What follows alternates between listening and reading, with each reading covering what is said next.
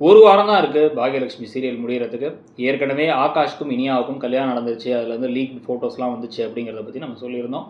So இப்போ இதுக்கடையில் இன்றைக்கி எபிசோடில் வந்து பார்த்தீங்கன்னா சுதாகர் தான் அந்த கொலையை பண்ணியிருப்பார் அப்படிங்கிறதுக்கான சாலிடான ஆதாரங்கள்லாம் இப்போ கிடைக்கிது ஒன்றுக்கு அடுத்து ஒன்றா.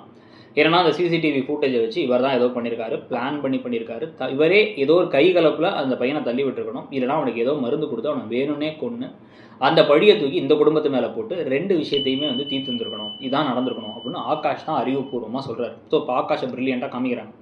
ஸோ இப்போ இந்த சமயத்தில் உடனே என்ன பண்ணலாம் அப்படின்னு யோசிச்சுட்டு இருக்கும் பொழுதே டக்குன்னு வந்து இனியா நான் அவங்கள பற்றி ஏதாச்சும் பகை இருக்கான்னு விசாரிக்கிறேன் அப்படின்னு கால் பண்ணி விசாரிச்சுட்டு இப்போ தான் ஒரு பெரிய உண்மையை தெரிஞ்சிச்சு.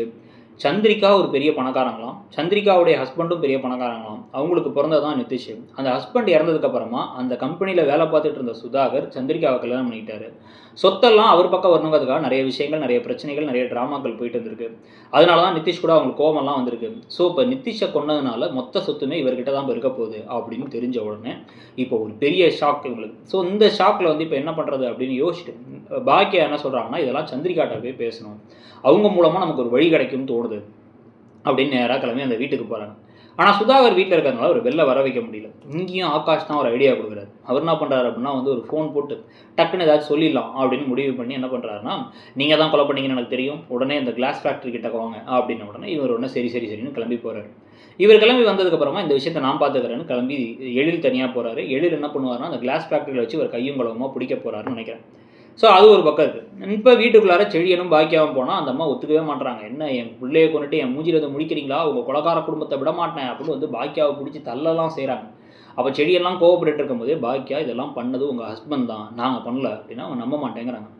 உடனே இந்த சிசிடிவி ஃபுட்டேஜை வேறு காமிக்கிறாங்க. காமிச்சதுக்கப்புறமா அவங்க இடிஞ்சு போய் இப்படி பண்ணிட்டாரா ஐயோன்னு சொல்லிட்டு அவங்க தலையில் அடிச்சுக்கிறாங்க. இதுக்கு நடுவில் அந்த விஷயம் டிவி நியூஸ்லாம் அதுக்குள்ளே வந்துருச்சு, இனியாவுடைய இன்ஃப்ளூயன்ஸில் வந்துருச்சு. அதுக்கப்புறம் அந்த போலீஸ்காரட்ட டிவி நியூஸில் வந்ததுக்கப்புறம் தான் போலீஸ்க்கே போகிறாங்க. போலீஸில் போயிட்டு அந்த வீடியோலாம் காமிக்க அவர் இந்த ஆதாரத்தெல்லாம் பார்த்து அப்படியா அப்படின்னு யோசிக்கிறாரு. இதுக்கப்புறமா என்ன நடக்க போகுது அப்படின்னா வந்து அந்த சுதாகரத்துக்கு உள்ளார வச்சு கோபியை வெளில எழுப்பி ஆகாஷினியா கல்யாணத்தோட இந்த சீரியலே அடுத்த வாரத்தில் முடிய போகுது. இன்னும் 5 எபிசோடு தான் இருக்குது பாக்யலட்சுமி சீரியலுக்கு. ஒரு வாரத்தில் முடிய போகுதுங்கிறத பற்றி உங்களுடைய கருத்து என்ன, வருத்தமாக இருக்கா, இத்தனை நாள் பார்த்துட்டு இருந்த ஒரு சீரியல் முடிய போகுதுங்கிறத பற்றி அப்படிங்கிறதையும் சொல்லுங்கள். கூடவே இடம்பொருள் சேனலையும் சப்ஸ்கிரைப் பண்ணிக்கோங்க. அப்புறம் ஷார்ட்ஸ் வீடியோலாம் இடம்பொருள் நவ் அப்படிங்கிற சேனலில் தான் போட போகிறோம். அந்த சேனலையும் சப்ஸ்கிரைப் பண்ணிக்கோங்க. தேங்க்யூ.